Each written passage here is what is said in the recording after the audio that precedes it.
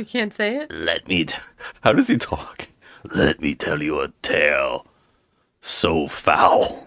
Are you? Oh, you're trying to do Josh Gad. I thought you were trying to do Dame Judy. Helen. What's her name? Judy Dench. Let me tell you. That's like Yoda. Oh my god. Let me. How does he do it? I'm trying to think of how his voice. Let me tell you a story about Ireland and the only Irish actors that they ever hire. Colin Farrell is that actor because he's Irish. And he's in this movie because it's filmed in Ireland. A movie so foul. No, and now Judi Dench is like this. What? I'm just making myself laugh even thinking about it. It's so fucking bad. Because like sometimes her voice would be like this. It would be like It changes. yeah, it would be like It changes. all right, dearie. No, dearie. What is it called? The Oculus Rift. Get the Oculus. Hello, dear. Get the Oculus. Officer Short, go get the Oculus, or you're suspended from duty. Oh my fucking god! That actually hurts my fucking throat. I wanted to start him and just go. That's a story that's foul. Anyways, sorry. Now it's garbage.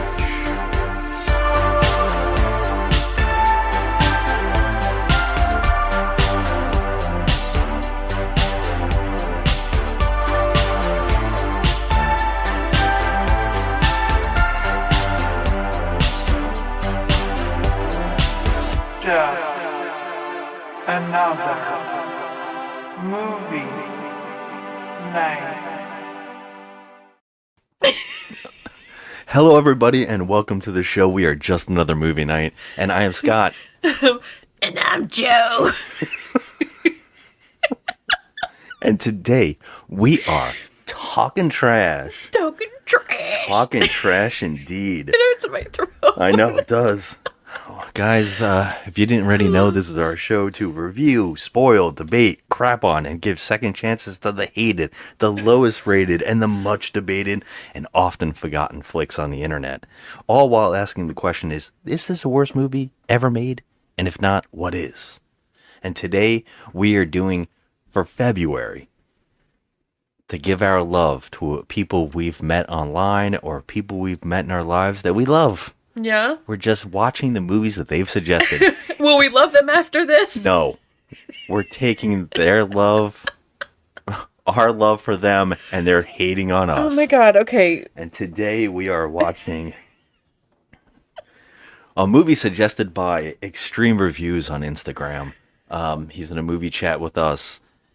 With me on a big movie chat that we have. A bunch of reviewers have all talked with each other, and I asked everybody, give me the worst movie you've ever seen. And if they can name one that we hadn't seen, we're going to do it.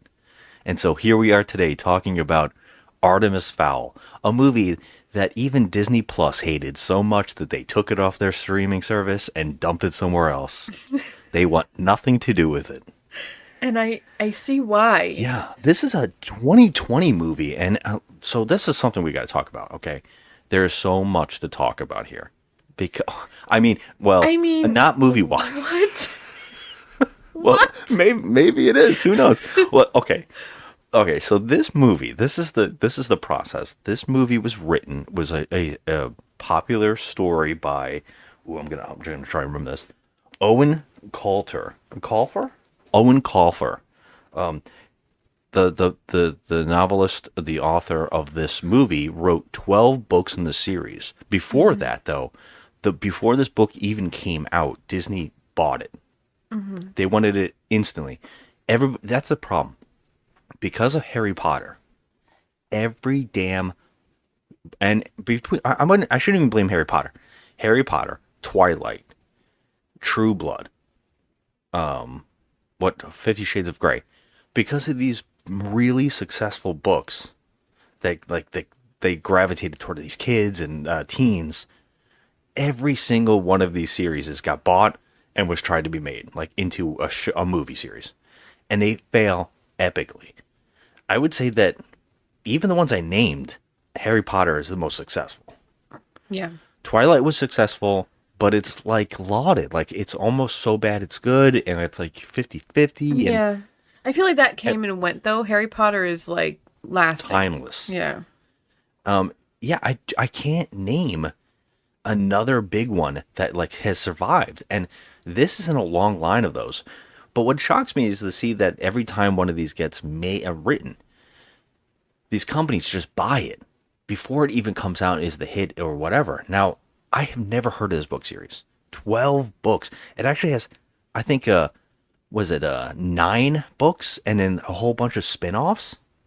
Yeah. Something like that. Yeah, it's crazy, right? Now, what happened was this, from being bought before the book came out to 2020, this was in development hell. Anything that could go wrong went wrong. The world, the planets were in line trying to warn this company not to do this movie. Like, anything that could go wrong. So 19 years of development hell. Till it finally got picked up. There was apparently a script written that had the main character, Artemis Fowl, almost like a horror movie. Oh, I would And they said it's actually like too that. dark. It's Aw, too dark. So they darn. scrapped it. Now, when this movie finally got picked up by director Kenneth Branagh, I did it. You did it. I did it. I didn't mispronounce. Director, he finally, I guess his nephews told him to check out this book. And when he read it, he was like, yeah, I'm interested in it. And I guess Disney got wind of that, and they had worked with him already on Thor. Mm-hmm. You know, the other movie that's not so hot that everybody's kind of like disappointed in. Yeah. The one everybody kind of forgot, Thor 1 and 2. It's not so bad, Thor. People, I think, give it a little too much shit. But I think that they already had this going with him, so they were like, oh, let's make it. But the problem is, Harvey Weinstein Yep. produced this. And so not only did they have the development hell, but then they had to remove Harvey Weinstein from the project. That he already had produced it. They had to remove his name. Then COVID hit. So the movie got bumped. They bumped it from 2019 to 2020. And then they said, nope, the movie theaters are shut. We can't release it. Let's put it on our platform, Disney Plus. Everybody's at home. Everybody can check it out. This is $120 million film. Yeah, I get that. I can see it. Yeah, I mean, that's kind of sad, right? Yeah. Because it's really in one location with a lot of a green screen. Yeah, pretty much. I mean, the CGI was really bad.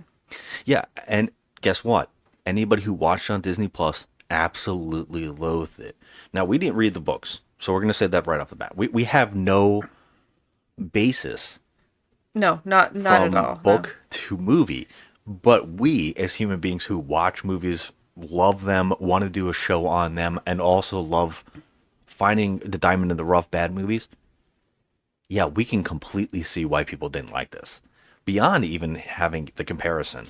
Well, I mean, I did read a little bit on this, and what I did read was that they took the first 2 books, and that is this movie. Yeah, The first 2 apparently books. just a little bit of the end is some of the second book. I don't know how much of the second book is smashed into this, but I did read a little bit too, and some of it's very odd. In fact, one of the most interesting things that I found out was that Artemis Fowl himself was kind of a supervillain. Well, he was going to be an evil genius in the books. I guess he starts out as an Yeah. evil genius and slowly grows into being a hero, Yes, I read that too. which kind of would have been cool. Yeah. It would have been unique. Instead, we virtually have a Harry Potter movie. This is exactly the Philosopher's Stone or the Sorcerer's Stone, however you want to say it. This is virtually that. I will say that this is the most convoluted, bizarre flick we have watched in a while. Would you agree? I mean, it is. Yeah, 100%. And there's like a lot of controversy around this film too because of the casting. Oh, I don't know anything about that. So I guess in the books, the girl who plays Officer Short, Okay. She's actually an Irish actress. She's really cute. I guess she was kind of more ethnic looking, I guess, as they describe her in the book, and she wasn't here. And they Interesting. also changed the butler, the character of the butler, who was actually played by the guy we love from Sweet Tooth. That's Oh my god, I didn't even catch that. yeah, that's the guy from Sweet Tooth. We love him. And his character was also different ethnicity in the book. Okay. So there's like a whole bunch of Yeah, that's crap a surrounding thing that. playing that always has a problem is the swapping of ethnicity in these characters and stuff like that. It's like a highly debated conversation. It constantly is something, people have to point out. If it works for the story, Mm-hmm. I don't have any problem with it. I know that we probably have a lot of hot takes on the situation, and a lot of people disagree. And let's try not to get into that so much, but I think that, yeah, when you're reading something and you have a visualization of what those characters look like in your mind from the descriptions, Yeah. when you see it on the big screen, you kind of get disappointed. Yes, because they're not what you're used to. So how- it's just off-putting. Yeah, how rare is it that when you read something, you go, holy crap, that's exactly how I wanted it.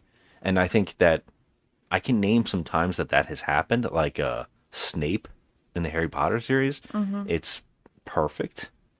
The same thing goes with I didn't see, because this is a thing with me, because I love movies so much. When I see a big movie franchises coming out and people get like really into it, I try to go read the books because I want to know why everybody's so interested in it. And I also like to have this idea of book versus movie and see the difference. Yeah. So I've read a lot of shit, and I've given a lot of things credit.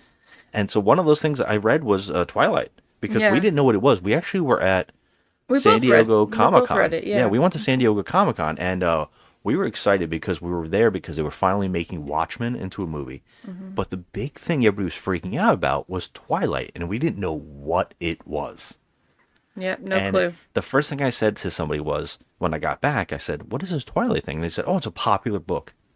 And I said, "Oh, you know what? Maybe should I check it out?" And they said, "I think it's more for women." And I was like, I hate that. I think anybody should be able to read anything, and I'll check it out because who cares? I want to know. I'm interested. And someone let us borrow it, and we read them all. And I said, it's not the worst thing I've ever read in my life, so whatever.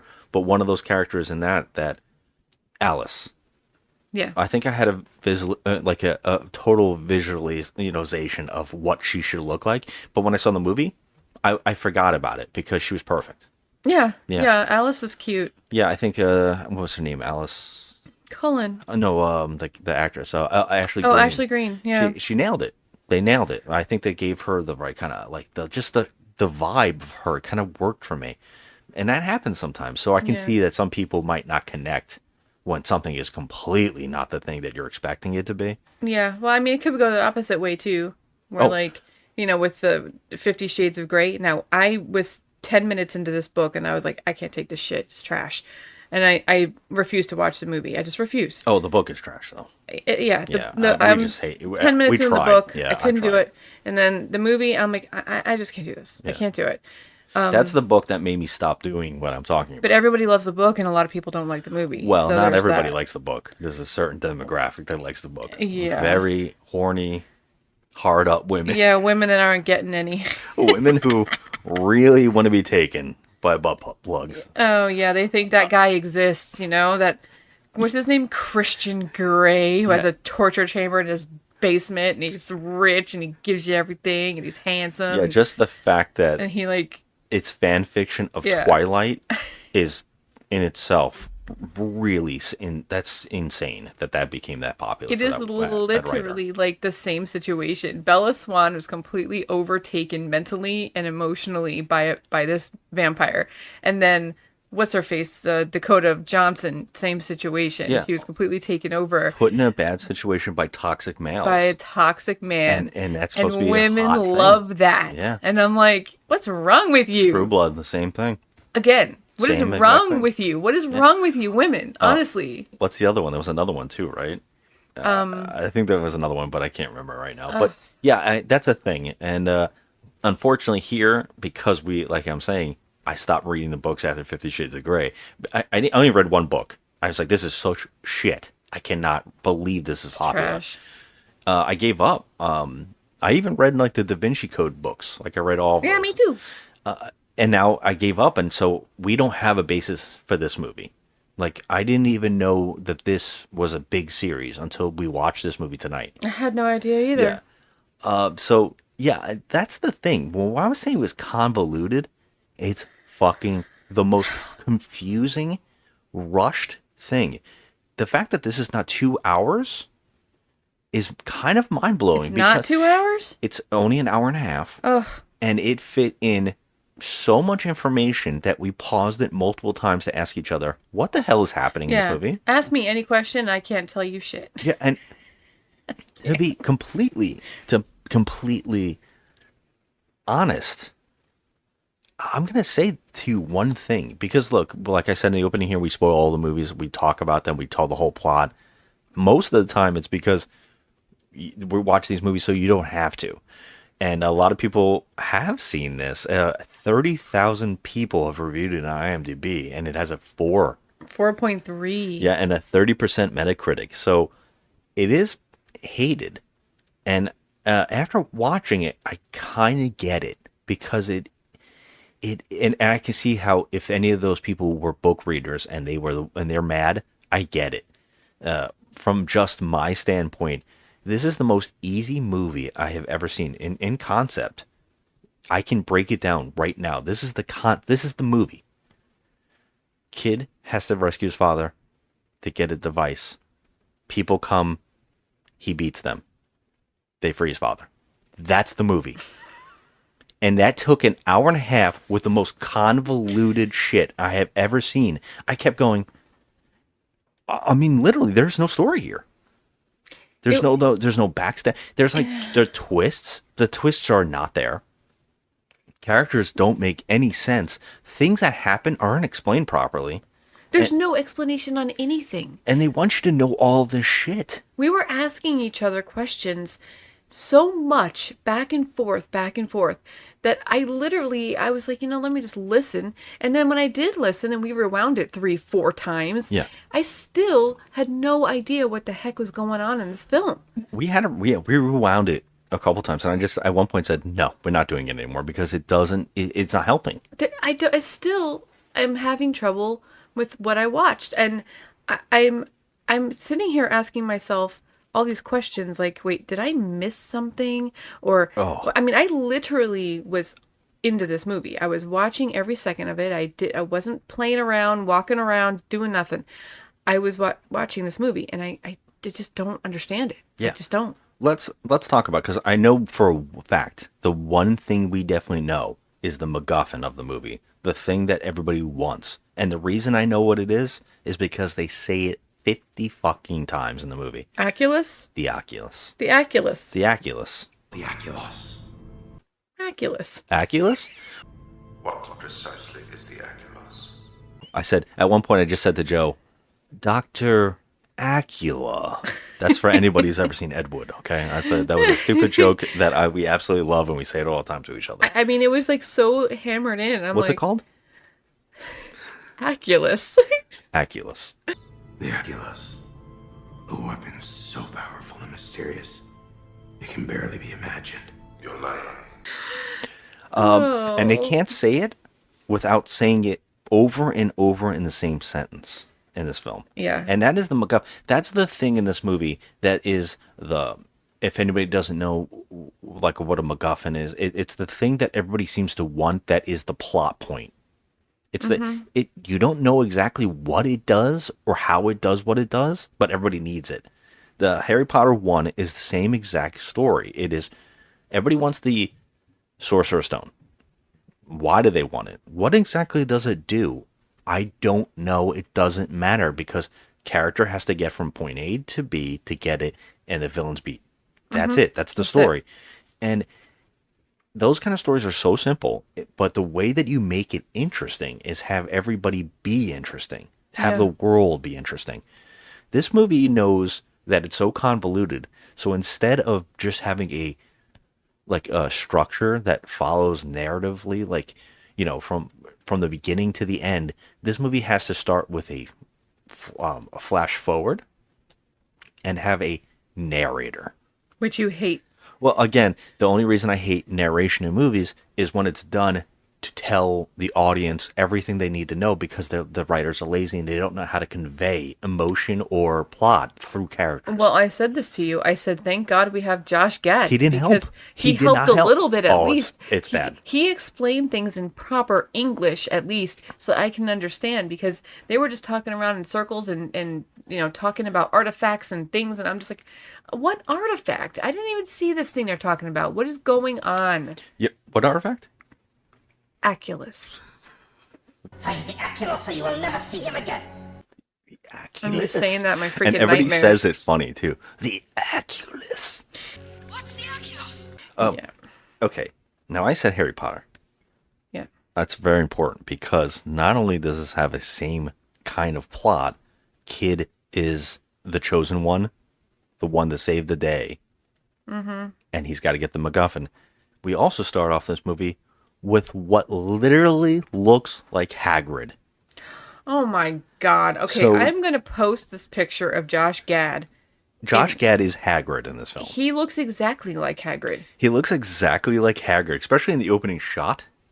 It's creepy. At first I was like, wait, they're not doing this. That's not Robbie Coltrane. And then I looked again, I said it's definitely Josh Gad. and I was like, oh my God, it's Josh Gad. He's a Disney prince. So yeah, it makes That's true. sense. Now, I think that a lot of people will have a make or break on the movie just by seeing Josh Gad. I know a lot of people hate him. I don't hate him. I think he's okay. I can see why some people might say that he's like James Corden, that he shows Oh up in my everything and he overdoes it and he goes to 11.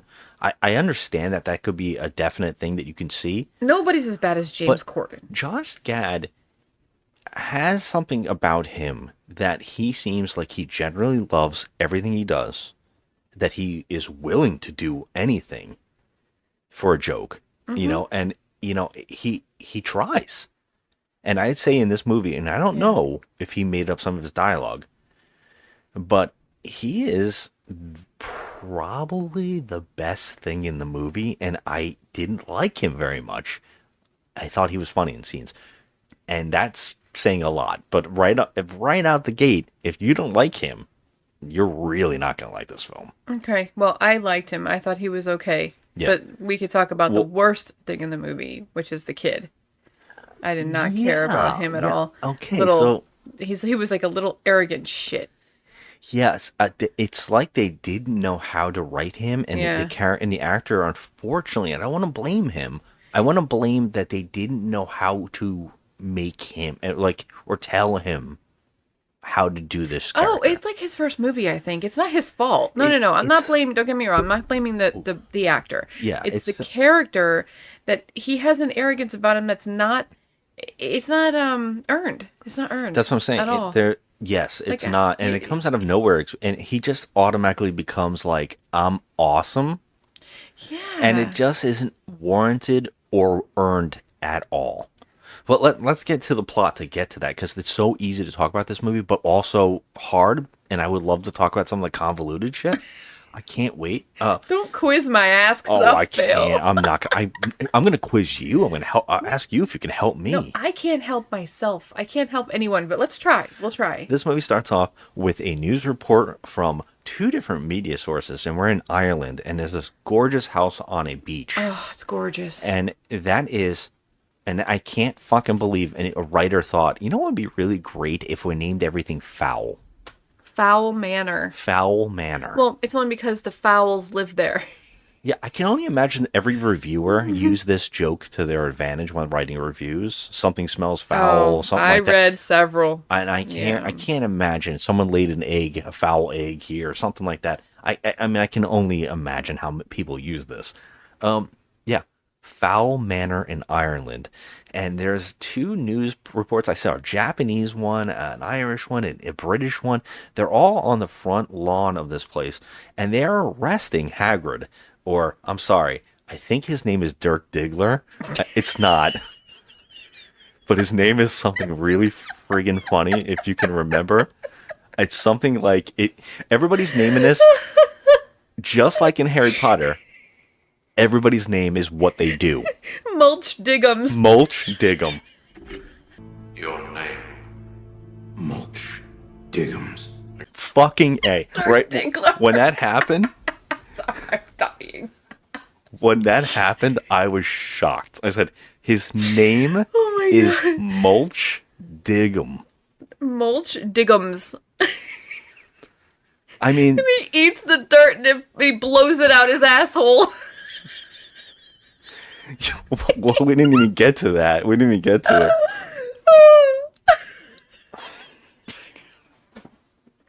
When you're I love it so much. I'm sorry, I'm crying. Oh my God. Oh my God. Yeah.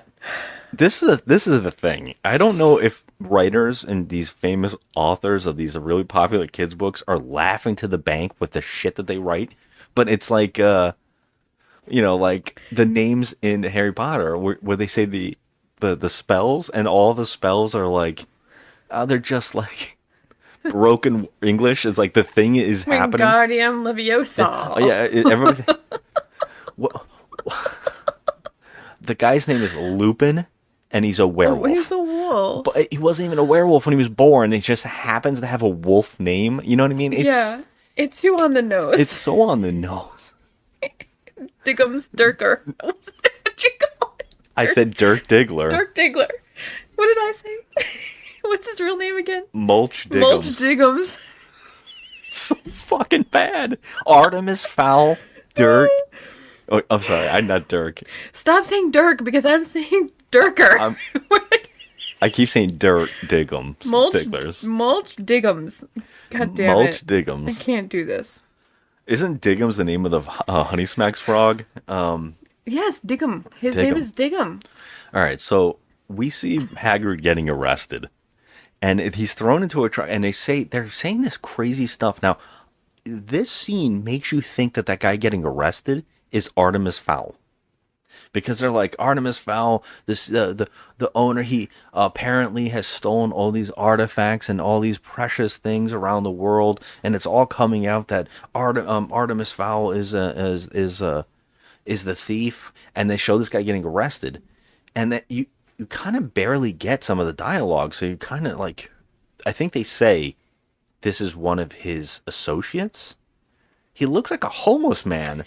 Okay. And they're coming in a castle. Yeah. And I said, if that's Artemis Fowl and he lives in a castle, he looks like Hagrid. He looks like he should live in a barn. He does. He looks like a chud, actually. I mean, it's just a hot mess. But, like, I didn't understand. I was like, wait, oh. And then he never say his name right off the bat either. No, So no. that's why we're like, wait, who is this? And Yeah. he came out of that castle? That's what I said. I was like confused. And they say Artemis Fowl is still at large. So I was like, oh, that's not Artemis Fowl. Okay, what is happening here, right? So then they cut to a helicopter flying into what looks like oil rigs, and they drop off Mulch Diggums. And he, in black and white, for some odd reason, in black and white, he's staring into my soul and tells me the story. Now, it's Josh Gad. It's Josh Gad? I always want to say, Josh Gad doing a very bizarre voice that sounds like it hurt his throat after a while, and he keeps losing it.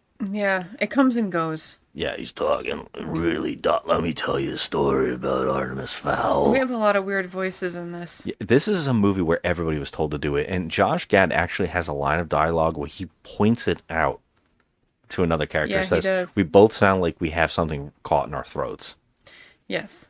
And it's I thought true. that was pretty funny. And it's true. And this way, the way that he's being shown is he's going to be like a sinister character, and he's the narrator of this film, which is really great since he is not present for half of it. How he knows what happened before he came into the story is Right. mind-blowing. Yeah, he just knows, you know, he's a seer, not a digger. It is so fucking weird. I just need to go back to that scene. I'm sorry. I know I just have to go back to that scene. We'll get there, because when it happens, it was mind-blowing. He is telling us the entire story, and he's talking to a camera, and off camera, someone is talking to him through it. It's obviously Kenneth Branagh, the director. Mm-hmm. I say Branagh again. Branagh. It's Kenneth Branagh. Kenneth Branagh. You hear him off camera doing his Perot voice. Yeah. He's the interrogator. And he's like, there's a device called the Oculus. Or is it Oculus? But they're asking for something called the Aculos. What is it? The Oculus. And it is it's a device that you can only dream of. Apparently, this thing has some kind of powers that like it kind of it'll hinder the entire welfare and the well-being of the fairies or something. If Well, yeah, that. Oh, well, no, it can transport armies. It could bring people back. It could. It seems to be, like I said, a MacGuffin. It can do anything. It's we just don't even know what it we don't know does. what it can do. Anything. It's a plot device. It's like the time turner. It can do anything you want whenever you need it, and it won't be back again. So, yeah, and he's telling this to this disembodied voice, and he's like, "You're lying," and he's like, "No, I'm not lying." And this is the story of Artemis Fowl, and he's like, "The father, we're looking for him." He's like, "No, the son. You don't misjudge the son." And then we get this whole story of Artemis Fowl, right? And he's telling us in this narration that fairies exist on Earth, that they're in the middle of the Earth, in the core of the Earth. Yeah, they have like a whole civilization Yeah. down there. Fairies, Goblins. dwarves, goblins, and trolls exist. Yep. Any fairy tale creature apparently exists in this universe, and they hide, and they have an organization. And he says that Artemis Fowl was taught by his father, who is Colin Farrell, which Of you made course, a joke 'cause he's about. Irish. He's an Irishman. Yeah. He is his father. You don't know what his job is. You don't know what he is. He doesn't seem like a strict father. He doesn't seem like he doesn't seem like his dad. He teaches him the ways of the fairies his entire life up until this time in this movie. His whole life he's been getting him ready to believe in all these fairy tale things, and that he has found artifacts throughout the world to make this come true. But he's only telling him like in secret, like they might not exist, like they're actual fairy tales. And somehow his son has been raised as a damn boy genius. Okay, so this kid, can we just talk about this for a minute? This kid is like a beyond genius level, okay? He goes to school with regular kids, but he has cloned a goat. Yeah. He was able to clone a goat by himself.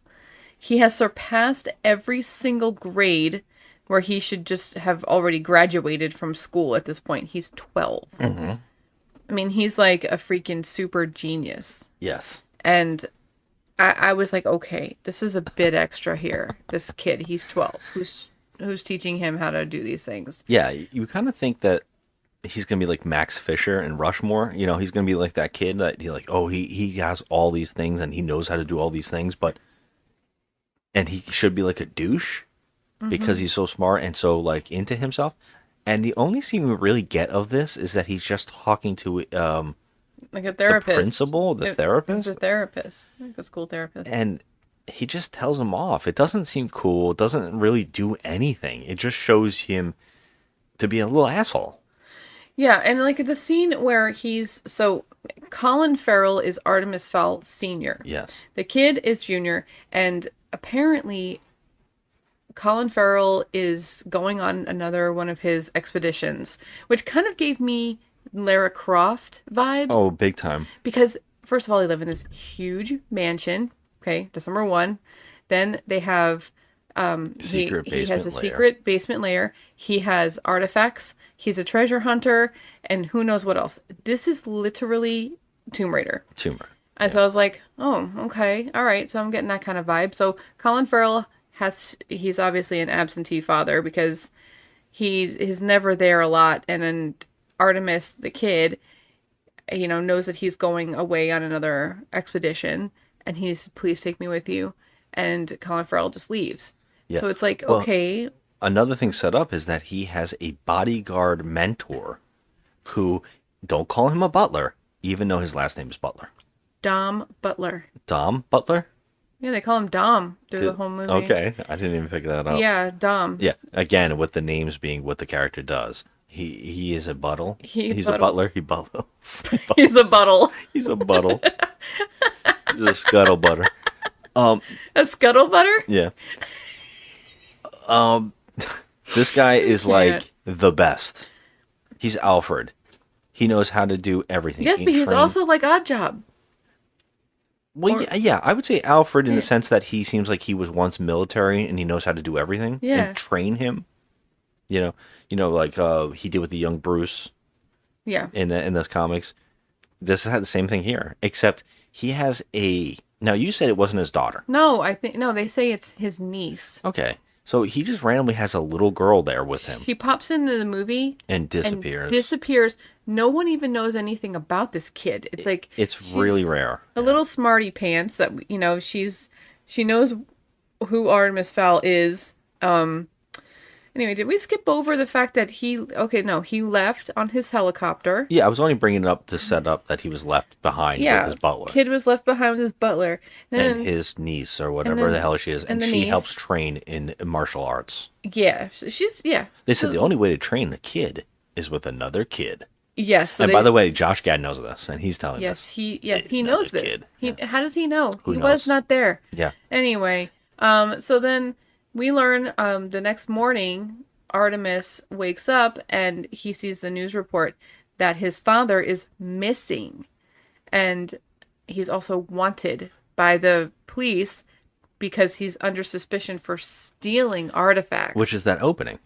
Yes. But then the opening is a little later, which is really confusing. And we'll get to that because we didn't understand any of that. I didn't understand what was happening at that point. Yeah, Artemis wakes up and finds out that his father's missing. And, the butler guy, he's trying to stop him, the buttle. He's trying to stop him, but he answers a phone call instantly because the phone starts ringing the moment that he sees the news. And, of course, it's from the villain. And the villain is holding Colin Farrell in a boiler room-like place. And I had to say, the special effects going on in this room are mind-blowingly bad. They're moving in slow motion. There is supposed to be like ash moving around or dust. Mm-hmm. It's moving in slow motion. It doesn't look real. There's like embers burning in the air, and it's moving completely slow. And I didn't understand what was happening in this room. And also, Colin Farrell is hung up with what looks like a symbiote from Venom. It does look like that. It's like on his arms and his legs. Yeah, and it looks bad. It does. It looks really bad. It looks like it was After Effects, like just completely fast done. And the villain comes in, and now this is even worse. The villain comes in, it looks like a villain from the show Arrow. Yeah. It's like it has a hood on, and I don't understand what's going on here. They have a device on their arm that shoots a green ray up into its face. I don't know why that's happening. I don't get it, especially since this character's face is covered with like a black what do you call it? Yeah, it's like a shawl, covering some kind of fabric or whatever. And you can't see it. It almost looks like a fencer. Yeah. And completely covered up, but you can tell it's a female. Oh, because the body shape, of course. It's in the way that she walks. Mm-hmm. You can just see it.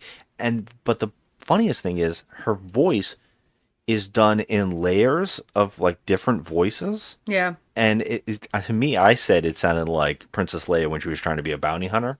Yeah, I think that she kind of sounded like my precious. Oh wow, I didn't hear.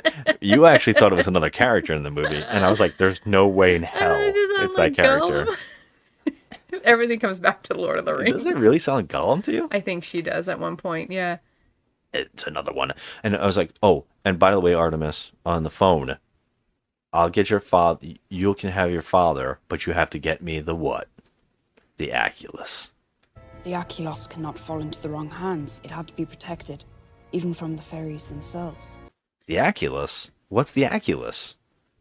What is the Aculus? The Aculus is the Aculus. Now I want the Aculus. That literally is the conversation. That's here. it. And then he gets off the phone, and he's like, "You have 24 hours," or whatever the bad guy says.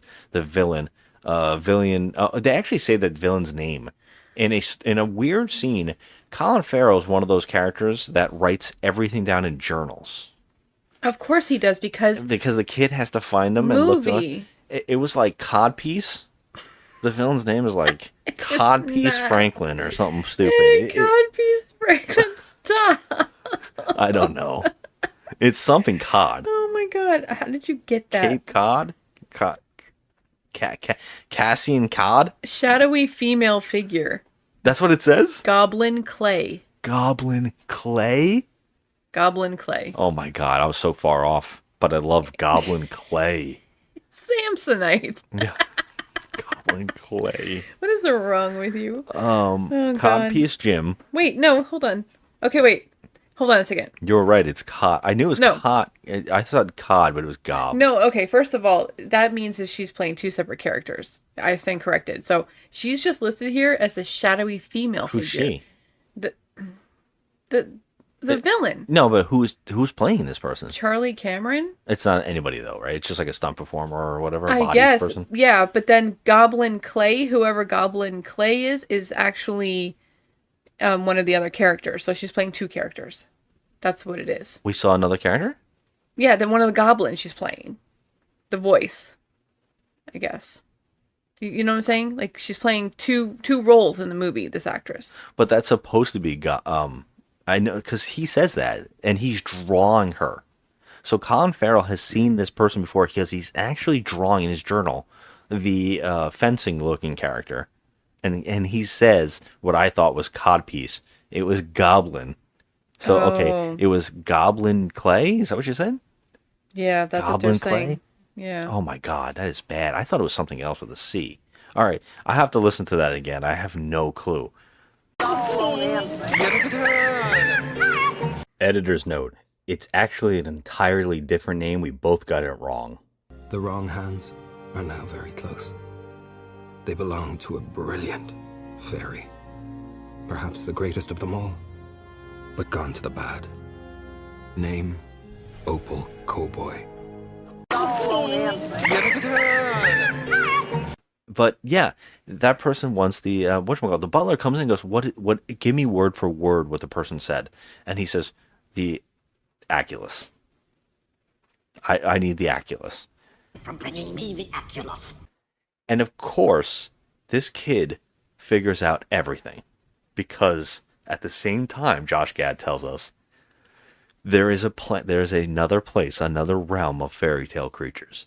And now we get to see in what I would say is blurry special effects. Everything seemed really blurry to us, and we were laughing. Like, we couldn't tell if it was the food we were cooking in the house, like onions or something. Everything felt very hard to look at. The special effects were bad. I mean, it reminded me of that Jupiter Ascending movie with that trash. Yeah, I remember that one with That's another Channing one. Tatum. That one was bad. See, that's we get to see this world, and I don't know if I should be offended as an Irishman.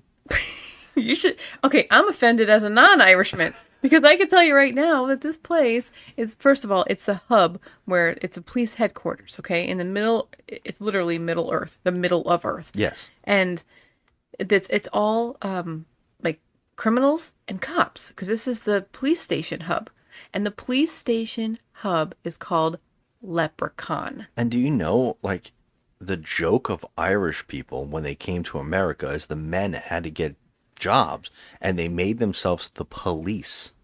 That's why every time you see a stereotype of police characters in anything, it's always an Irish name. O'Brien, Patrick, you know. It's so ridiculous and so weird to actually say that these characters, now they say they're fairies, but they're dressed all in green, they're Irish, and they work at the Leprechaun. Leprechaun, yes. Leprechaun Yes. force. Leprechaun Where they force. arrest the other people, like trolls and Dwarves. goblins Dwarves. and dwarves. I was like, holy shit, this is kind of weird. And they're also, their suits, their police force suits are green. Like super green. Yeah. And get even worse with the stereotype. At one point, the chief of police says, "What was it? a line, like a stereotype line of Irish people. Oh man. Like she says, "Top of the morning to you." Yeah. I was like, ooh. Yep. In one of those pots. From under a rainbow, I presume. I warn you. Yeah, it was very, and I was like, if they start river dancing right now, I'm out. I kind of wanted it. At one point, I was like, just go with it. Like, if you're gonna go all the way with this thing, and I love that sometimes people are okay with stereotypes, and some people don't. Other times they're like, no. But this one is extremely on it, like showing itself. Yeah, it is. It's like over the top. And it is odd. And yeah, we see them. And now this is where Josh Gad comes in. Josh Gad is you said, what is he, a dwarf? Okay, he keeps saying that he's like, he thinks he's a mutated dwarf. He thinks so, that like, he's a large dwarf. He's an oversized dwarf. He wants to be normal-sized dwarf, meaning the small version of a dwarf. But he's huge. Yeah. So he feels like he's like, not right, that he needs to be fixed because he's too tall, but he's a dwarf. Yeah, and the other dwarfs pick on him. They say that Yes. you're not a dwarf, and he says, "I am. I'm just bigger." And their thing is that they're thieves and they dig. Okay.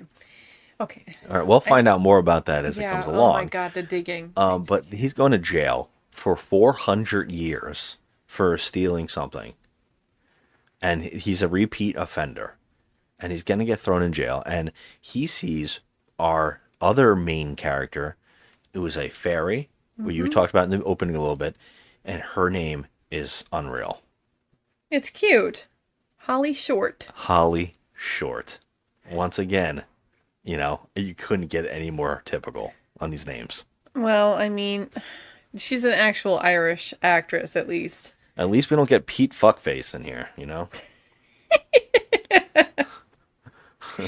Oh my god. Jack Janitor. Oh no. No. Oh god. Mary Barista. Oh no. At the coffee shop. That's terrible. I don't know why it's terrible. It just is. I don't know either. I'm just going with that. The name. It's like the Smurfs. Like, oh, what's your name? Oh, I'm just the thing that I was born to do. I'm artist. Hefty. Yeah, I'm painter. Painter Smurf. Yeah, it's kind of friggin' weird. Brainy. Yeah. Smurfette, you don't have a job. She does. She takes care of all the men. Hey, well, that's a whole nother story for another time. Yeah, you would think that they would treat her like a queen, but they really don't. No. Especially like, Don't go too far into it. Don't talk about Smurfs too much. Who's the asshole Smurf? Grouchy. Grouchy Smurf. Yeah, he's mean. I like jokey Smurf. Okay, so don't start me off on 80s cartoons. Back to this turd. You did it. Yeah, look. Holly Short is a cop, and she is very young. She's only 85. And 84, get it right. Oh, I'm sorry. 84. Jeez. Which is very young for a fairy. Very young for a fairy, and her father has died. This is a plot line. We couldn't understand what was happening here. No. I did not understand who her father was. She has a connection to Josh Gad's Diggum character, and I was like, are they related? Because he says, "I love you," and he like steals her like music or something. She doesn't even realize it's ever gone, and he's asking for her to help. She doesn't. I don't know their connection. I don't know how they know each other. It's not really established well enough. It could be that she was his arresting officer the last 20 times he got arrested. Maybe. You know? Like I think that they were just trying to kind of like show us the rapport between the two of them because he's been arrested so many times. So like they're kind of like friendly at this point. Yeah. You know? That's what they were going for. Because I couldn't understand that her father was dead and that had been killed, and then she's trying to clear his name because apparently her father was considered a traitor, and it's not very. It's not established. And she's trying to clear his name and figure out what happened. It's kind of like off key. It's not really developed. It's quickly talked about and pushed to the side, and so we were confused. We were like, "What's going on?" Now her commanding officer the head of the police, the leprechaun, is none other than who, hon? Dame Judi Dench. Doing an accent, and luckily not having to move around too much. Yeah, well, let me just say, I think she did this as a favor She's to friends Kenneth with him. Branagh. Yeah, she's friends because with they were together in Murder on the. Well, so is Josh Gad. Yeah. Yeah, That's right. Because he directed this, he Yeah. reused all these people in his other movies. Yeah, she's definitely doing a favor for him. Oh, they're because all friends. I yeah. don't feel like she really wanted this role. Oh, it's crazy. They gave her like a spiky short haircut. She's all in a green. She's got a green trench coat, and she is also doing a raspy voice. Yeah, I don't understand why. I don't know either. It's so off-putting. It's like I feel bad because she's an older woman, and it's gotta hurt. Yeah. It's gotta hurt her because we were messing around trying to do this voice, and it hurt me. And I can't get it in my head what she was doing. Just making it a little gruffer. No, it talking sounded like this. She had some sand in her throat. I think you're doing a Wupkowski, whatever it is. Mike Wazowski, don't Wazowski. forget your paperwork. Yeah. You're doing bad more than that. Okay, it's She's more just talking. Roz. All Just right. adding a little bit of gruff to your own voice. That's what she's doing. And so is Josh Gad. Like, just give it a little gravel to it. I feel like hers is more gravelly. Yeah. The Aculus. Yeah, I'm You not gotta gonna get do the it. Aculus rift. It hurts. She gives a speech. Now, this is one of the crazier moments in this movie, and this also confused us. We get a side shot, a side flash that the villain character walks out into what looks like a jail cell, but it's all in, again, it looks like a boiler room, and there's a guy laying on the floor, and he's got pointy ears, and she says to him, well, we say she because you could just tell it's a female figure. She tells him that you're going to work for me or I'm going to kill you. You're going to be my spy, and I need you to be my spy on everything. And he just goes, oh, okay. And then we couldn't weird. tell who he was throughout the movie, but they show a shot of a guy, and we're like, oh, it must be him. And she says that you were found, like he was like a criminal, and then they had ousted him, but then she pulled some leverage with the council and got him back in, and he's going to be her mole. So I was like, oh, so the council is bad too, and they work for her? I don't know, because none of it gets explained. I don't know, because later on that totally changes Just everything. goes away. Yeah. And this guy is just a worm character who just shows up, and we didn't know that. We kept going. I kept saying, no, that's not the same guy. He didn't look the same. Yeah, it was. And then we at the end we're like, oh, it was. But he doesn't even matter for shit because nothing happens with him. He does some stuff, but it doesn't do much. Nothing. It's all pointless in the long run. But yeah. He's watching as the captain. What's her name? Commander Root. Root? Uh-huh. That's it? Judi Dench? Yeah. Yeah, Commander Root. Well, I can't believe it wasn't something better. What, Sally O'Malley? Jeez. So bad. Sorry. Oh my god. I can't. No, well, the joke is that their names are what they do. You think that her name would have been the commander. They were saying commander. I mean actual her physical name is what her job is. The guy is named Diggum. Mulch Diggum. But he's not digging mulch. He's digging dirt. That's and buildings. That's pretty much what it is. He's going through the earth. It's Holly Short. Her name. She's actually short. It's like a joke. It's so bad. So I'm saying that's why I'm like laughing. I can't believe her name is not like Chiefum, Jill Chiefum. Jill Chiefum. Something insane. Something that like what? Oh my god. I can't believe it's only Root. But she has a whole speech again about the Aculus and how the Aculus. You've seen the news. The Aculus is still missing. Will save it needs to be taken recovered because it could end human life as we know it and jeopardize their entire well-being. But if they don't know where the Aculus is, apparently it was stolen by Holly's father. Okay, fine. But he died, so obviously who knows where it is. They don't know where it is now. But if it's gone, why don't they just consider that it's lost and it's not going to be a danger to anyone anymore? You know, like they're just how long have they spent trying to find this thing? You know, it's weird. It doesn't make any sense. I don't think this movie makes any sense. Yeah. What's really crazy is that Artemis Fowl, he starts coming up with a plan to lure them there, the fairies, so he can get the Aculus. Until the Aculos is safely returned, our entire civilization is at risk. And he's got a lot of he knows exactly how to fight them. Apparently, if you can't look them in the eyes, if you look them in the eyes, they'll glamour you. Yeah, they'll glamour you, put you under control and stuff like that. They also can freeze time, and so he's got a suit that's anti-magic or something.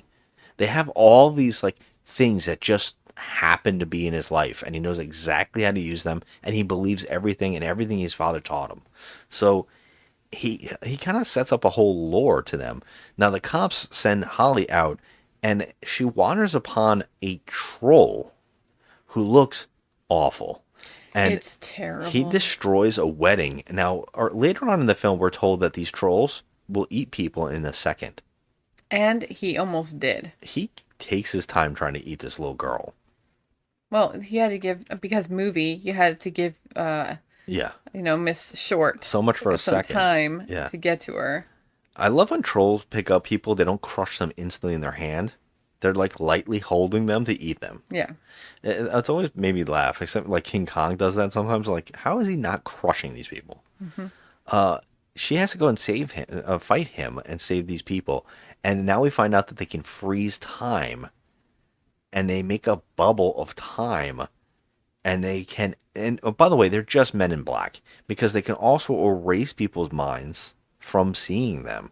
Mm-hmm. And they can freeze everything, and it only freezes what it wants to, because in the scene, a record player is perfectly outside the time bubble somehow. And it's suggesting that nobody in the buildings around it are noticing anything that's happening in the street.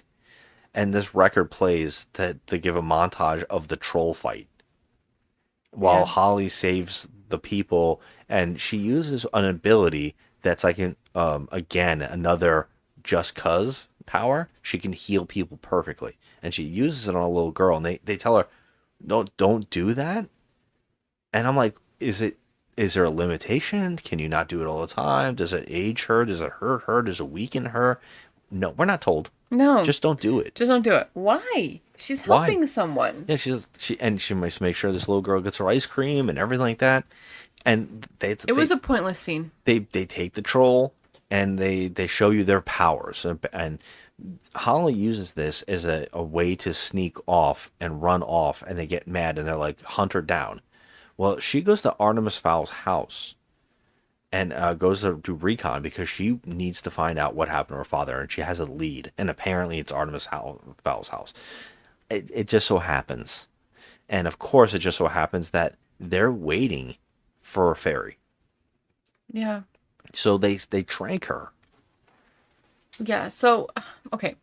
The Dom the butler, he's the best shot of all time. Not in the first shot ever. The one where it's the easiest? Yeah. Never. Not when she's standing still. Yeah. But he tranks her when she's flying in the air all over the place, sporadic. So I was like, oh my gosh, this guy is awesome. Yeah, exactly. He can do a lot of stuff. So they trank her and they put her in a cage and they start questioning her. And, first of all, the fact that they have a fairy, there's so many questions I would have, you know. But the fact that they can trank her, she has a suit. She has a crazy mech fairy suit. Yeah. And they can get this tranquilizer through it. And then they know to have glasses. They have a cage built in the middle of the room. Yeah, where'd that cage come from? They just have that lying about? It's just there? Yeah, everybody's got sunglasses on. Everybody messes with her. He tells her that he's being held hostage until they give them the Aculus. Work, and it will stop at nothing until it has the Aculus. Mm-hmm. And save his father. And this is when they locate her again, and they find out that she's there. And so they have to plan to storm Artemis Fowl's house.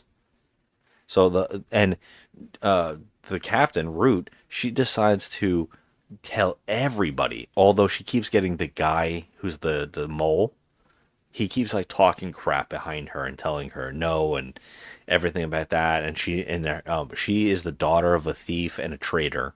And she's like, shut up, Holly's great, basically sticking up for her. And we have to save her at all costs because humanity can't know that they exist.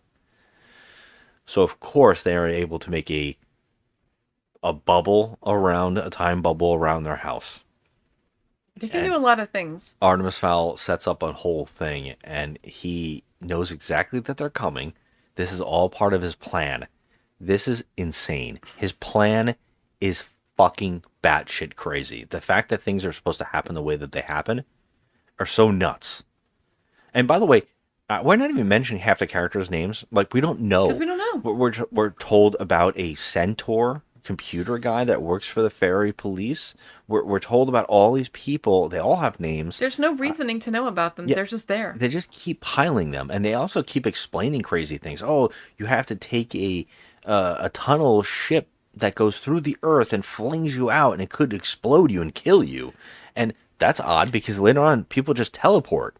Right. And so that's confusing. Well, don't you feel like they put so many people in this movie that you're supposed to like know their names and care about, but the person that you care about and you want to know what's going on with them is the goddamn villain, and we don't know nothing about that villain. Yeah, I would say that the movie, I think I care less about Artemis and more about Holly, and I don't particularly like Holly very much too. I think the actress is not exactly like conveying emotion. A lot of times I felt like her emotion was like counteracting what was happening. Yeah.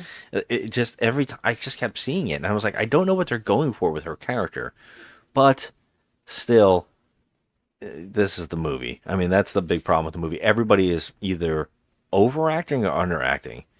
And so remember, now this is all being narrated by a character who's not in this movie because he's locked into a jail cell. Right, and he seems to know every single thing that's happened Yes, he knows to this everything. kid Yeah. and everybody's life. It's like, what? So Artemis's plan now, this is crazy. He was expecting the fairies to come. He knows that fairies can't come in the house unless invited, like a vampire. Yeah, I didn't understand that I either. understand that. I was like, wait. I looked at you, but I was like, I'm not even going to ask. I'm just not going to ask. Yeah, you have to be invited. I didn't understand that. And that if you capture a fairy, I don't know. There's like all this thing. He says all this weird shit. I don't know if any of it's like supposed to be jokes because the actor playing Artemis also is just very bland. He just seems like an asshole. Mm-hmm. Like the character, it's not, again, not the actor so much, No. but the director not telling them exactly how they should portray these scenes. Yeah. It feels like they're just going like, let's get it done. Let's get it done. Let's get Yeah, it done. he was kind of acting like a kid doing like a 1990s movie, like Frankie yeah. Muniz, when Oh, he did yeah, the, totally. what Yeah, do you call absolutely. that? Cody Banks, is that him? Cody Banks? Cody Banks. Yeah, like a little douchebag, just one of those. That's what he reminded me of. That's so funny. So his plan, they come there, they do the time bubble, and the time bubble causes a wave that shoots a fisherman. In the opening of the movie, the guy mentions that a fisherman saw fairies. So they're not very good at their job because they're saying you can't let humans know about them. They're just flying. Okay, now I understand that this castle is like on the coast and it's like literally in the middle of nowhere. Yeah. However, there is one scene in the movie in the beginning that pans to the school that Artemis is going to, and it's literally just on the other side of a couple of trees. So you're telling me that there's a whole like environment. Yeah. And these fairies are flying around that castle, and there's hundreds of them, and you're telling me nobody sees these things? No one sees it, and I guess the time bubble also hides everything that's happening there, that doesn't make much sense. No. There's a giant water bubble, and a frozen guy, a fisherman, in a boat up in the air. Yeah. It's very strange. They fly in ships of them, hundreds and hundreds of elves come in. And they're going to storm this place, but they're trying to come up with a plan. Now, he sends out, first off, he walks outside. They have elf weapons. Mm-hmm. I don't know, fairy weapons or whatever, not elves. Well, There's yeah, no, elves. for the fairies. Yeah, Yeah. fairy weapons. And now, first off, Artemis is not this cool. But he goes outside with Butler, and they beat down these elves. Like there's no these fairies. I mean, they beat them down like there's no problem, and they're able to use their weapons like they know exactly how to use them. They've never seen these weapons before. They didn't know they were real until just now, and they're able to do everything. Right, they have one of those fairy guns that looks like a Yeah, it's so weird. pulse rifle. It's not even that. It's so bad looking. It looks like a piece of round metal with green lights on the sides. Yeah. And every time someone holds one, it looks awkward. Now, the weirdest thing is the weapon that Butler is using turns into a bow and arrow, and he's able to perfectly shoot the device that is making the bubble. Yeah. So they are able to mess with the time device, and they're like, holy crap, I didn't know anybody could do that. So they go back into the house, and they're kicking ass. And so he calls them up and says, I want a meeting with your leader and for a deal. So she goes there and he meets Root, and she comes in the house, and he basically schools her and says that he knows everything. He's like, I won the Aculus. We must recover the Aculos. Get your pot of gold or whatever that's at the end of the rainbow. Another weird Irish stab. reference. Yeah. Yep. And he says, I'll give you Holly, but I want the Aculus. And she's like, why do you think you have any leverage? And she's like, you're in a time bubble. We have the upper hand. And he says, only for the next 20 minutes. Then it's going to fail. And she's like, how do you know that? And he's like, I know a lot. Like you need to do this and you have to do this. And he's like schooling her, and she's shocked. And then he's like, okay, that's my demands. You have 20 minutes. I mean, he literally reads his father's journals and learns all of this Because shit. everything, he wrote everything down. It's just so extra. It's like there's a secret basement in the house, and it has all his father's journals. So and when he goes down there, he knows how to use everything, and he's never been there before. He literally has never seen this room before, but he knows how to use everything that's going on in there, and he suddenly becomes... Like, we know in the beginning he's supposed to be this boy genius. Okay, well, how do you not know about all this stuff then, if your father was so keen on telling you? You know? It was like, apparently he read him a bedtime story every night in the same poem. Yeah, he made him study this. He would read the same poem, which would give him clues, like Lara Croft, to find things and to find out things, to get answers. So it's just that. It's so generic. He knows Holly's name because she's like, how do you know my name? And it's written on your helmet. No, it's not. How do you know it's written in my helmet? It's written in Gnomish. And he goes, I know how to read Gnomish. I'm like, of course you do, right? Of course you do. Of course. It's so odd. But the craziest thing now is that Root has to have a backup plan. And she calls in to free Josh Gad from jail. Now, Josh Gad is in a jail cell listening to music, and he's being stared at by goblins? Yeah. And apparently goblins spit fire. Yeah, they sure do. You And didn't know that? They mock him as being a dirt eater. But don't stand behind you, right? Because it comes right back out. Oh my god! And I was like, "What the hell are they talking about?" Wait, what? So they free him just in time before he gets his ass beat by the goblins, and they bring him in. Now they shoot him in the device again that tunnels up to the earth in like an extremely fast speed, and it will kill you if it stops short. And they fling him out of that. It looks like a little silver Tylenol. Yeah, it does. It's like it looks like the Aculus, to tell the truth. It actually looks like it, but without glowing. The Aculus actually looks like a chestnut. It does look like a chestnut. I noticed that too. Or like an acorn. An acorn, yeah, an acorn. Let them take care of the Aculos. So they shoot him up in that, which is odd because the ship's beamed out of nowhere. I don't understand how these people work. They seem to beam out of portals, but they have to go and send Josh Gad out of this thing. Now, Diggum shoots up into the earth and is brought to them, and it makes a plea deal. We'll cut off a certain amount of time if you help us break into the Artemis Fowl's house and free Holly. And he talks him into a whole thing, because they can't storm the damn house. They can't go in. No, they can't unless they're invited. Yeah. So Josh Gad finally comes up with a deal and goes into the house. And when he gets into the house, the first thing that happens is he comes out of a painting. But we got to point. Oh, You missed the I whole missed the best whole thing. scene. So we find out how he's a tunneler, and the way that he's a tunneler is that he expands his jaw. It drops open. He rips open his jaw. He does a little mantra chant too, which is really weird. Morpheus Giganticus. Everybody, stand back.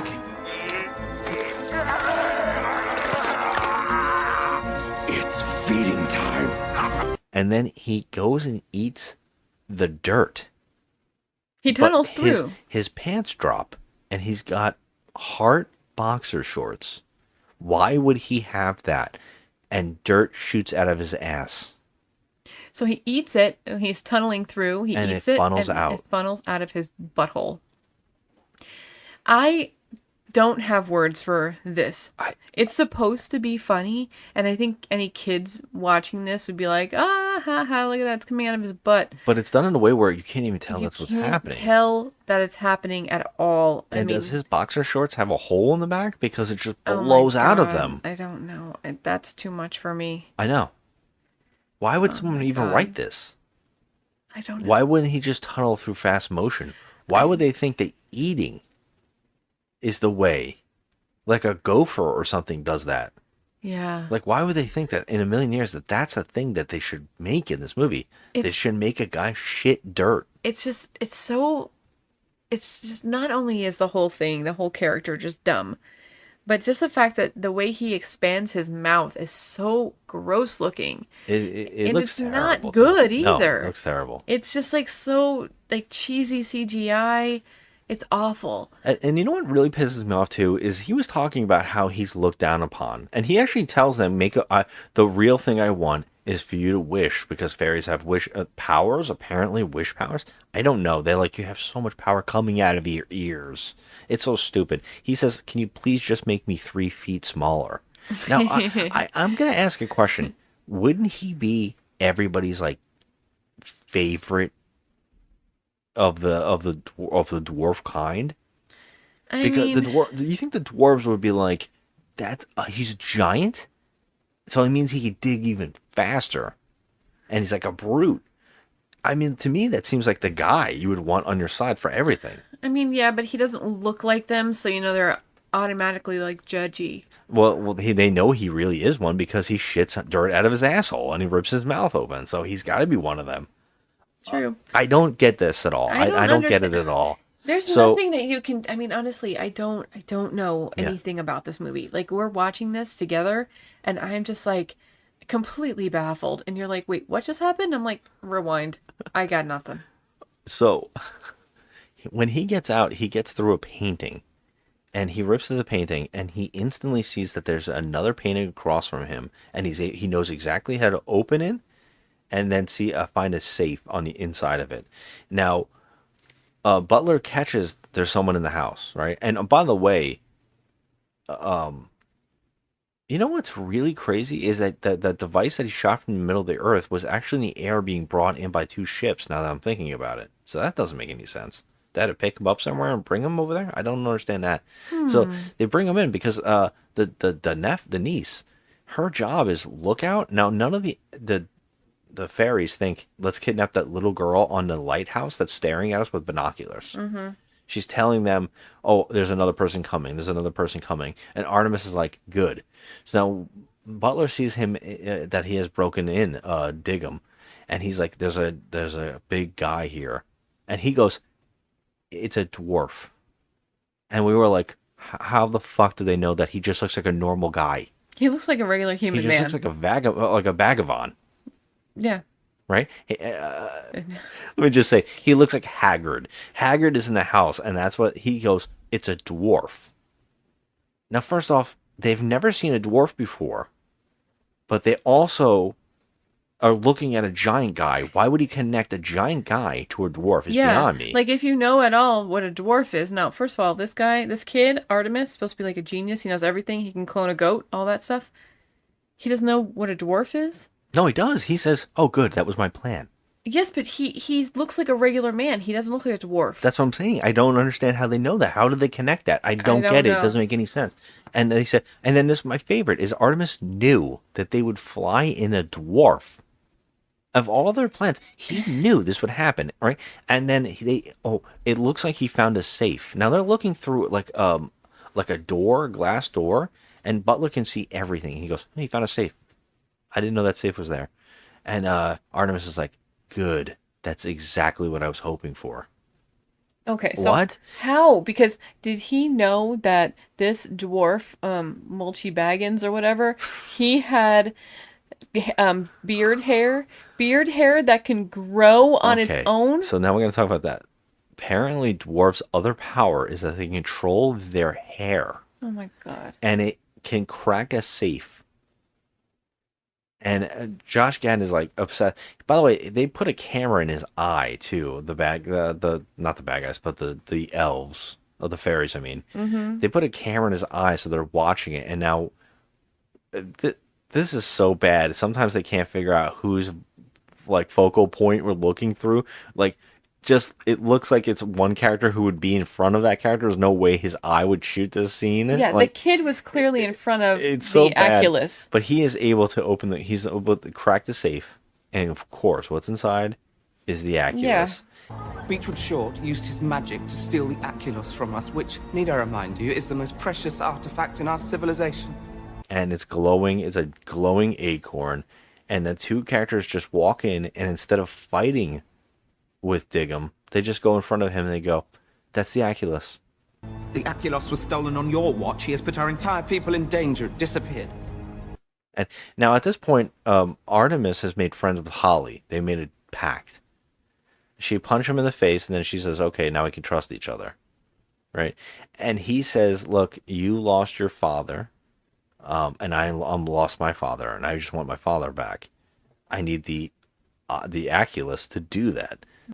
The Aculus was being targeted. So let's agree to just get along from it. Can I trust you to not run out and all this? I'm not trying to hurt your kind or my kind. I just want to save my father. So she can kind of understand it. And they kind of have this bond because of that. And by the way, Artemis's mother is dead in this world. We didn't talk about that in the opening. I heard that's something in the book, that she's actually in an insane asylum. They don't tell us anything. Yeah, I don't know. I kept thinking if that's in the book, maybe that's who the villain is, but it's not. I don't know, because the villain seems to be a fairy, right? They kind of mention it a little bit. But instead of fighting Diggum, now Diggum is like, he's a dwarf, and they're obsessed with treasure. Now you think that he would steal it and they would fight him, but no, they just like kind of stand together, and they're just like okay with everybody. And Artemis just grabs the Aculus. Artemis wanted the Aculus to save his father's life. I know, like, you can't use it. If a human uses it, you'll die. Only fairy kind can use the Aculus. With the Aculus, I will rise to the surface, then release my army to take over the Earth and own both worlds. Before they can do anything with it, Josh Gad eats it to hold it. This scene is so stupid. I don't understand. It's like, okay, but it's better than that though, because at least we see him eating it. We don't see him pooping it out. No. We're going to talk about that a little more too, because none of that makes sense in this movie. Nothing makes sense in this movie. They send in now, outside, the spy, the mole, has deemed Root a failure and has calls the bad guy, and the bad guy says, "Just overthrow her and take over." Okay, so he does that. And they send in the troll that they had taken earlier in the film, the terrible one that troll. was destroying the wedding. Yeah, the wedding. And they bring him in, and now I got this line of dialogue, so I could not understand what this guy said, and you were making me laugh, because I thought he said, "Can you push all the magic in his asshole?" Or in his ass. Push the magic up his ass. And I was like, what? Jam all magic in the house. Jam all magic in the house.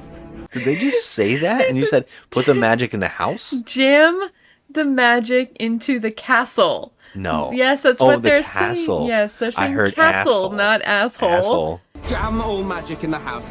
In a Disney film, and not saying I just said, asshole. what the fuck did he say? Did he say You're magic just in his like asshole? You're thinking too much about the asshole because Yeah. of Josh Gad's asshole. Well, the character, well, before that, I heard this. The character says that he pumped him up by all the things that a troll can't stand. They gave to him all this stuff. So not only is he stronger, he's also more violent. Yeah. And then he says what I thought, put more magic in his asshole. And I was like, wait, what? What are they doing to this poor troll? Like, what did he do to them? So they shoot him in like pinball. They shoot him in. He literally goes into the house. And then they have a ridiculous fight. This fight goes on for way too long. They trash this beautiful house. By the way, the house is probably the best thing in this movie. We were staring at the house going, this house looks cool. God, This I was set is wondering like really where the neat. hell this house is. I want to Yeah. go there. It looks great. I don't know if any of it's real, but it just looks really Well, nice. I did read that this movie was filmed on the Ireland, the coast, so it might be there. I don't know. So pretty. Maybe it's real. Who knows? Yeah, There's well, a lot they- of castles there. They fight it, and it ends in the troll falling. It's a stupid chandelier thing that they go on and on and on about. They're on the chandelier. No one can break the chandelier. This one, Holly can't get out of the chandelier. And She's stuck in it because of her wings Yeah. got stuck in the chandelier. It's like, Finally, the troll jumps on the chandelier and it crushes Butler, and Butler dies. But luckily, this movie's got a lot of whatever you need. it's got a Whenever you fairy, need something. so the fairy can bring him back, and she does. The other fairies overthrow the new leader guy that overthrew Root, and they restore her powers, and she's able to fly in and bring Butler back to life, and he's fine. Now, a troll landed on this dude. A chandelier and a troll landed on this guy. This guy should be flat. Well, she's magic, so Yeah, he's fine. he's fine. He's okay. I love that they also brought him from underneath the troll and the chandelier into a room in a couch. These kids carried this guy, a crushed man, How across did the they house. lift the troll off of him? I would love to know it. That would have been amazing. Well, there's a lot that we don't see in this that we're just like, what the hell? And the troll's body disappears too, by the way. Troll's body's gone. Yeah, I guess it's dead and it's gone. It disappears from the movie.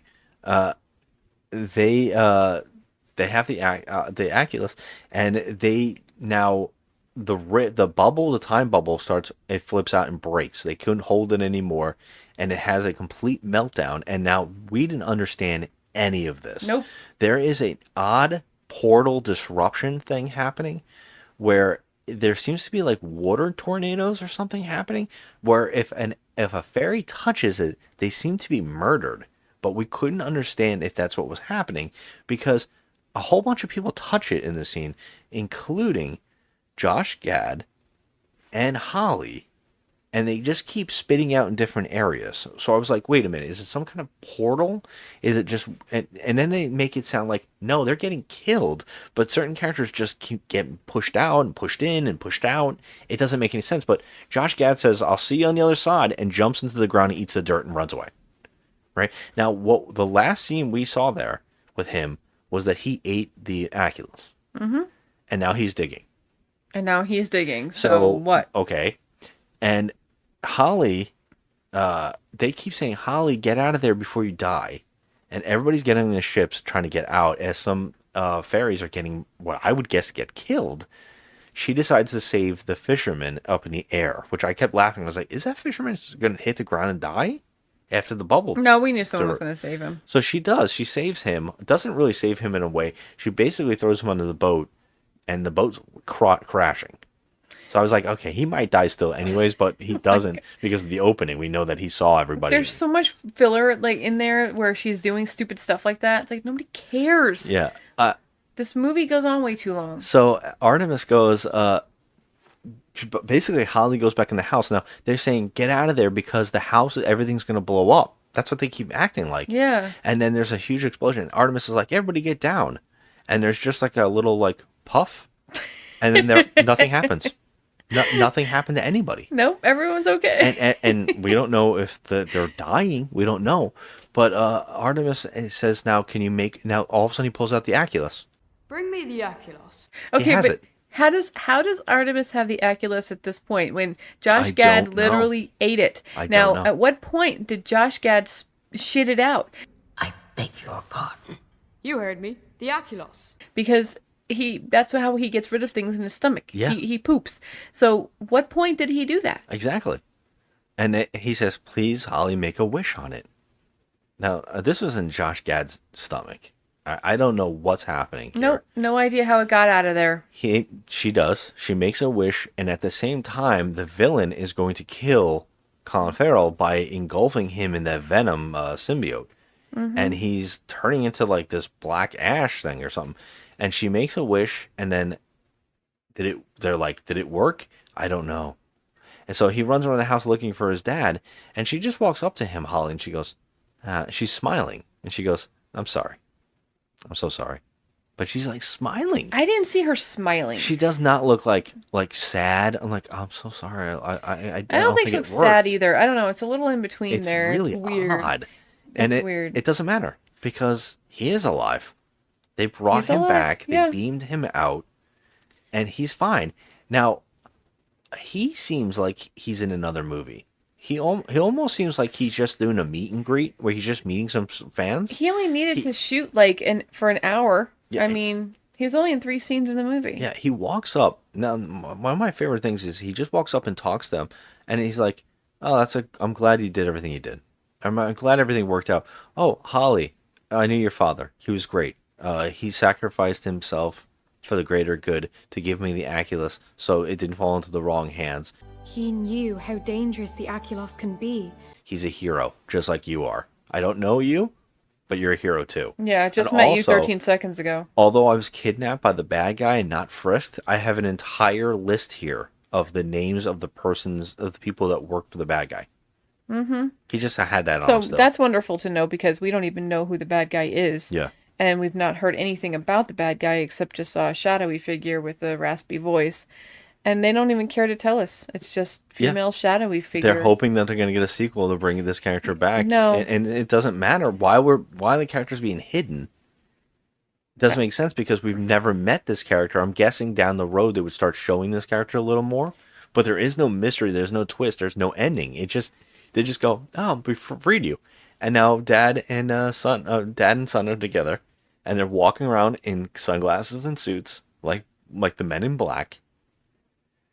And they give the art of the Aculus back to Holly. She flies back. She beams. This is another scene where she just beams. Yeah, she beams. Everybody, they can't figure out how the magic works in this world, so they just beams back. They just keep making stuff up. That's what they do.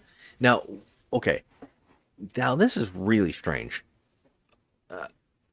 They call the bad guy. Artemis does the whole thing where now for some reason Colin Farrell's not doing it. The son is more of a badass than his father, and the father seems useless. It seems like one of those movies that the father should never have been saved, and then he has to battle the villain to get the father back or revenge. It seems like that kind of movie. The fact that the father is in the movie feels almost odd that the sequels would have both. Yeah. He doesn't even seem like the fact that his son is the badass. He actually gives him car keys. I don't understand what's happening here. And he just says, wash it before you bring it back. I didn't understand. I was like, he just gave him a car? He's like a 10-year-old. I don't understand. He's 12. He's 12. But like, none of this makes any sense. Yeah. This movie is so out of, it's just crazy. And then Artemis calls the bad guy, like he has him on speed dial. And he goes, I'm coming for you. Yeah, so they take the chopper, and they're in the chopper with the father and son and butler, and they get in the chopper and they go rescue Josh Gad from prison. It turns out the entire movie, Josh Gad got kidnapped on purpose, so he can warn the FBI, whoever the hell this secret organization is, to warn them to stay out of the Fowl's way. Stay out of the Fowl's way because they're protecting this world. And then he's like, he spits out now the device that he had it, and now suddenly they have changed the device that he ate. He's got a tracking device, and he goes, a tracking device. The kid made this himself. the kid wanted me to read this entire dialogue to you. And then here they are. They're saving me. Yep. So I pop the top of the interrogation room where he's in, and the ladder pops down. Boom, rescued. And he's like, and then Holly's flying with them, and they're all just like looking at each other and going, "Yeah, yeah, we did it. That's cool. Yeah, we did it. We're all together." Finn. Wow. I mean, this is an odd flick. Like, I mean, odd is good. You know, I guess usually you're odd right. is good, but this film was like it was a bad odd. I didn't understand anything that was going on in this film. And you know, when we were talking about doing this movie, I was like, you know, it can't be that bad. That's what I said too. It can't You know, be it this just bad. can't be that bad where like it's the worst movie that someone's ever seen. What's the name of the person that recommended this? Extreme Reviews. Okay, Extreme Reviews. So do you want to do our review and then I'll do my segment? Okay. All right. So what do you give this movie? I mean, that's the problem, right? Like you were just about to say. There's a lot wrong with it. It's not that it's like I guess I understand what you're saying is that odd is good in a way. It could be. Mm-hmm. This just seems very messy, very rushed, and so trying way hard, but seeming to like just let's get it done kind of thing. I can't imagine that this didn't have a longer cut and that they just edited it, like just get it cut down, like make it fast, just get it out, because characters are just getting run through. It seems so rushed, even though it also seemed like it was taking 3 hours to get through this movie because we didn't like it. But I didn't have that problem. It was going so fast that I couldn't understand what was happening half the time. Like, who is it? Why is this? Okay, the explanations were terrible. And also, this is the cardinal sin of things for me. I don't like when a movie builds its universe and it doesn't connect or make sense to me, and they don't follow their own rules. So that's a big no-no to me. Like, I couldn't understand the power sets. I didn't understand what was happening. I didn't know why things were happening. I didn't know what the devices did. And I couldn't care. Yeah. And so, and as an Irish person, fuck this movie. You know, as an Irish person, fuck it. You know? I was like, I'm just glad they weren't throwing potatoes as weapons. You know? Might wanted to step away from doing that shit.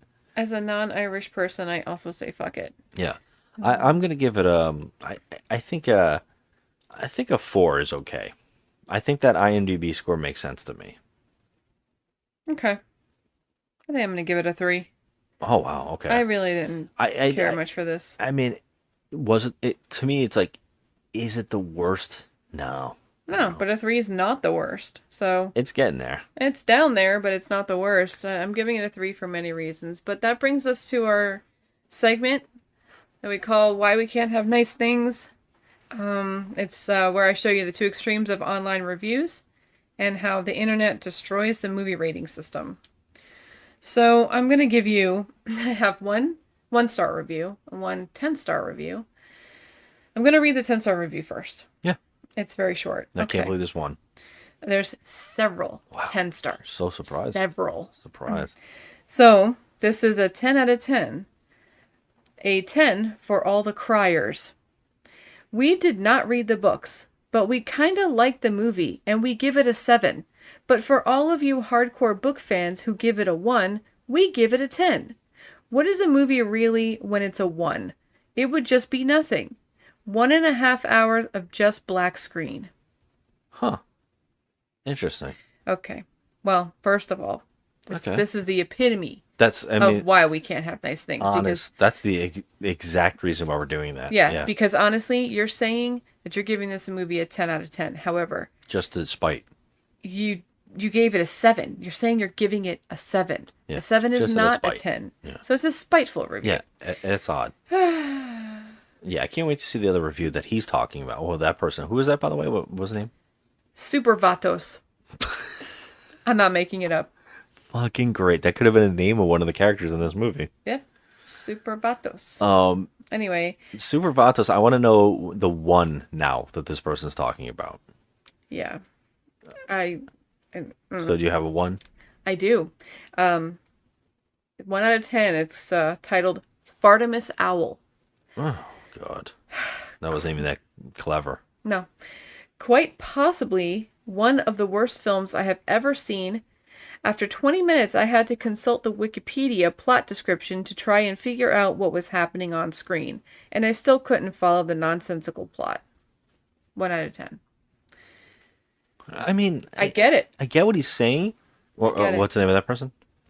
Ronin 8. I get this Ronin 8 person saying a little bit that it is confusing as all shit, but I think that it's not that bad because there are some things like, like we like the house design, the set design, some of the shots looked okay, some of the armor looked all right. You like the green. You were talking about the green during the movie. You're like, I like the green. The green it stood out. It was really pretty.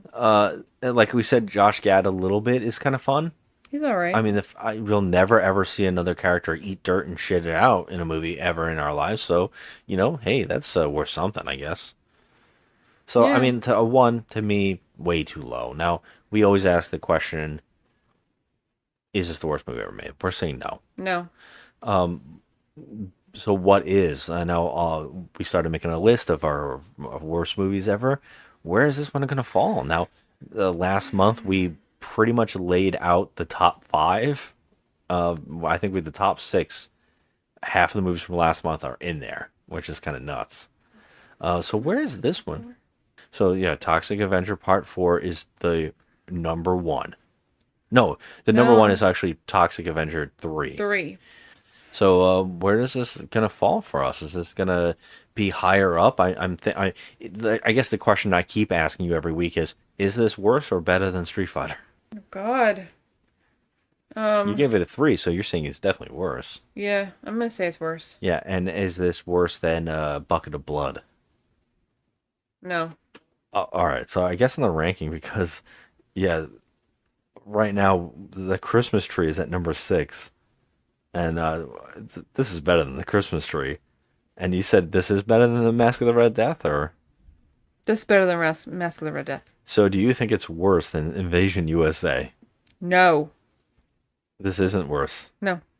All right, how about Silent Night? No. It's not worse than Silent Night. Okay, so now we're up to Bucket of Blood, which you said is better. No, I said this is better than Bucket of Blood.